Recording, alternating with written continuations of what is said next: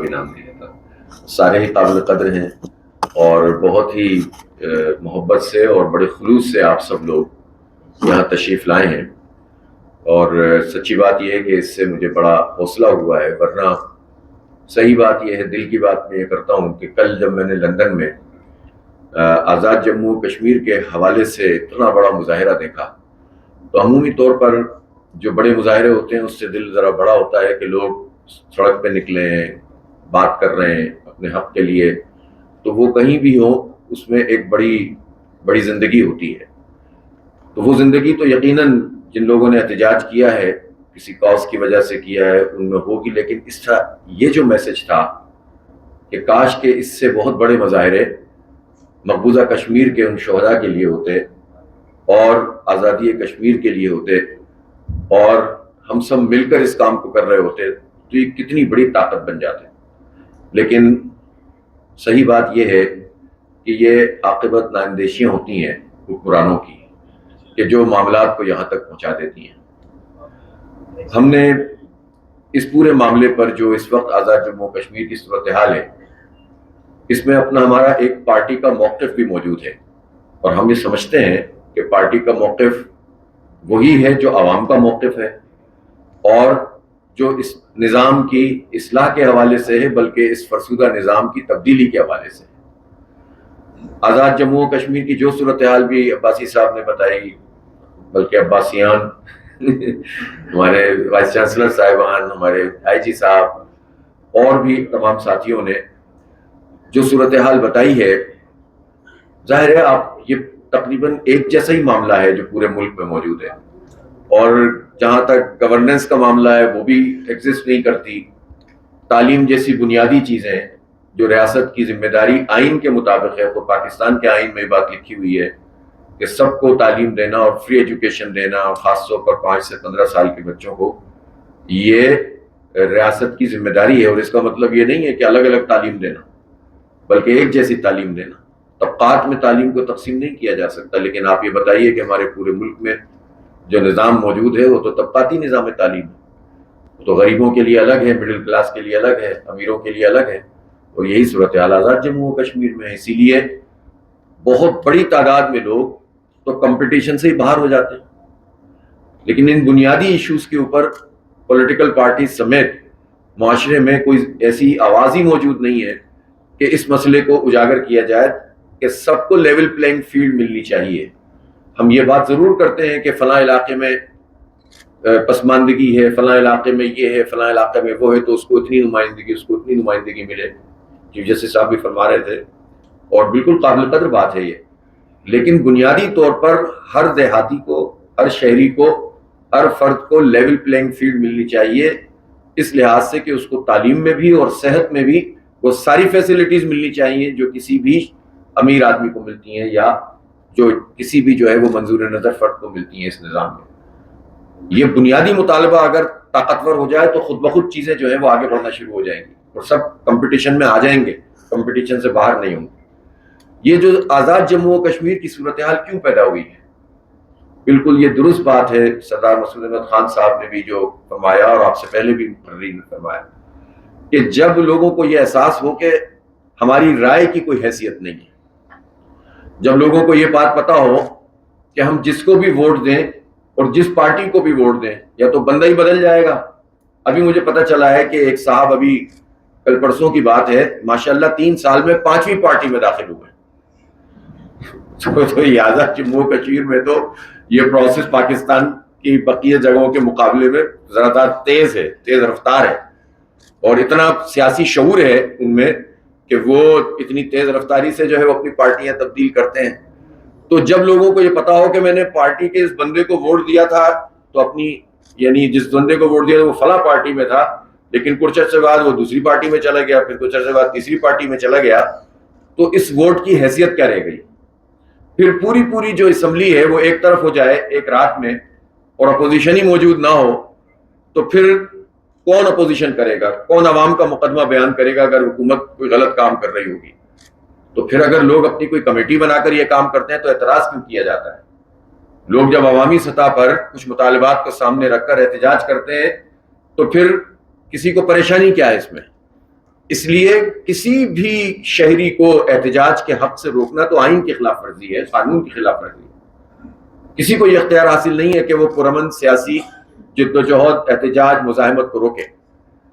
لیکن ظاہر ہے جب بات آگے بڑھتی ہے تو پھر اور خرابیاں بھی در آتی ہیں، پھر دونوں طرف سے نقصان ہوتا ہے۔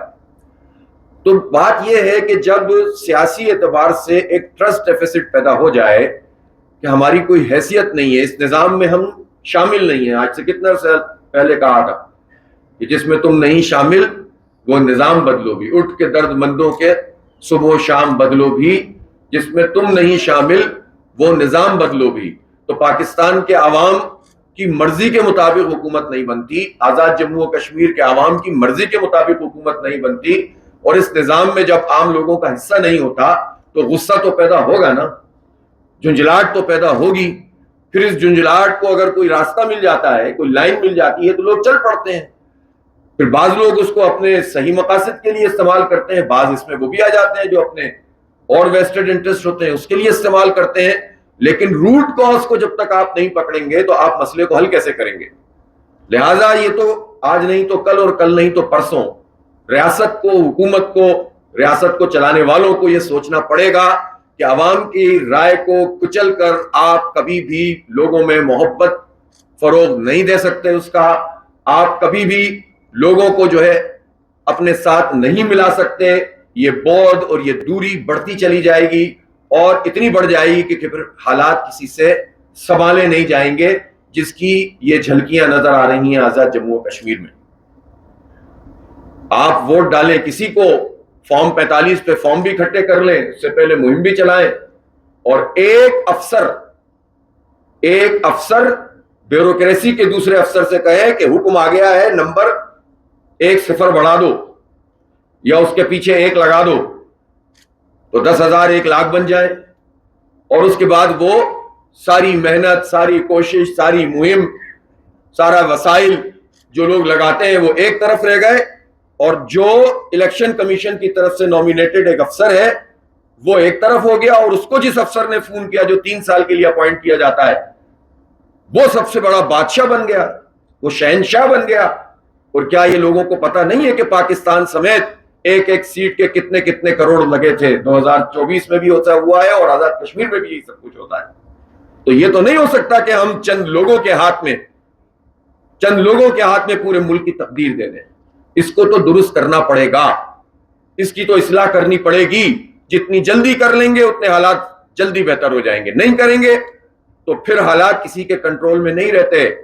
اس لیے کہ جب ہجوم کی سیاست شروع ہوتی ہے تو پھر اس کے نتیجے میں اسی طرح سے ہوتا ہے کہ پھر آپ کو سرا ہی نہیں مل رہا ہوتا، کیونکہ یہاں آرگنائز پارٹیاں تو ہیں نہیں، یہاں ڈیموکریسی تو خود پارٹیوں میں نہیں ہے، یہاں پر اس کی پریکٹس ہی نہیں ہوتی، اسٹوڈنٹس یونین کے الیکشن نہیں ہوتے، لوکل باڈیز کے الیکشن کوئی کرانا نہیں چاہتا، اختیارات نچلی سطح پر منتقل نہیں ہوتے، تو پھر اس کے بعد پھر ہجومی بیدار ہوتے ہیں، اور پھر وہ ہجوم کہیں بھی جا سکتے ہیں۔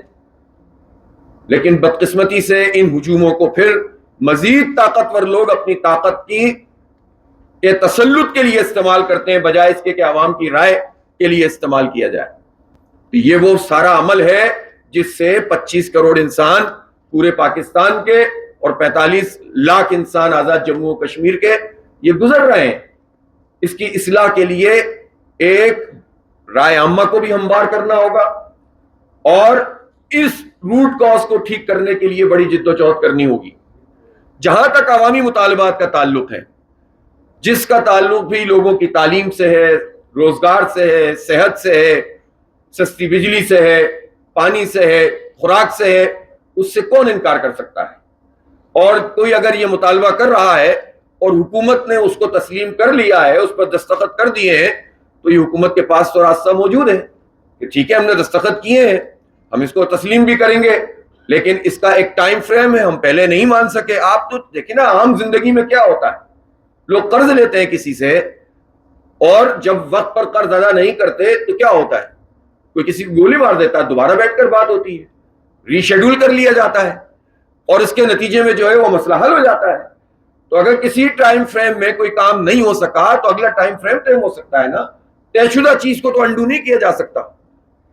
جہاں تک اس بات کا تعلق ہے کہ مظاہرین ہم ان کو نصیحت کر سکتے ہیں, ہم ان کو سمجھا سکتے ہیں, ہم ان کو بتا سکتے ہیں کہ ظاہر ہے کہ کسی غصے میں یہ غصہ آپ کا کسی فرد کے خلاف ہے, کسی حکومت کے خلاف ہے, حکومت چلانے والوں کے خلاف ہے, لیکن اس غصے کا اظہار پاکستان کے خلاف تو نہیں ہونا چاہیے.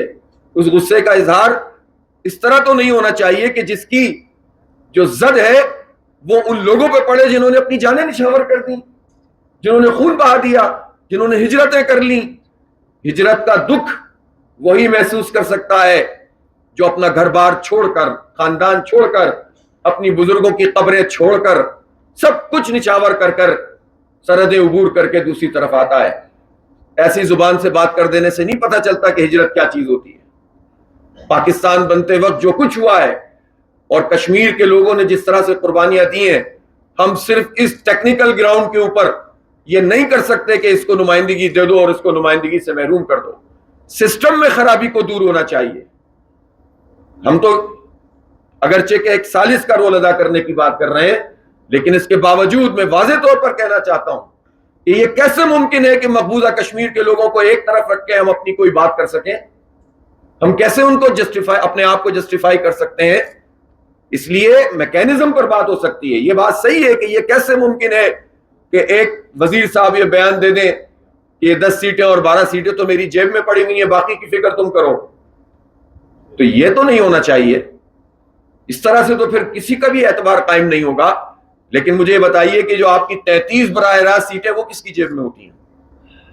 اگر 12 سیٹیں مقبوضہ کشمیر کے لوگوں کی ان کے جیب میں ہوتی ہیں تو یہ 33 کس کے جیب میں ہوتی ہیں؟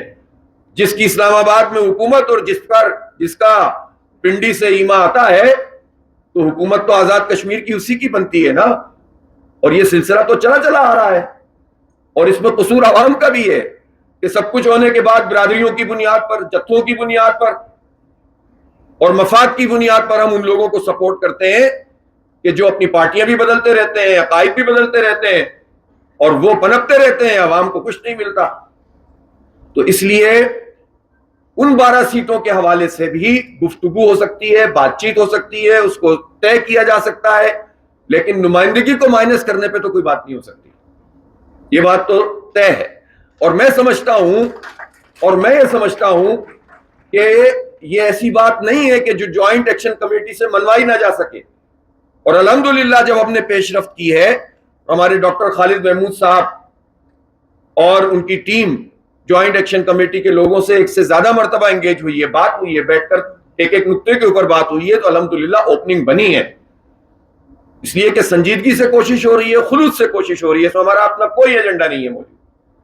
تو اللہ نے چاہا تو یہ راستہ نکلے گا, اور یہ سب باتیں ہوں گی. میں تفصیل میں اس لیے نہیں جاؤں گا کہ یہ پروسیس پھر متاثر ہو سکتا ہے, میں ایک شق کو نہیں بیان کر سکتا یہاں.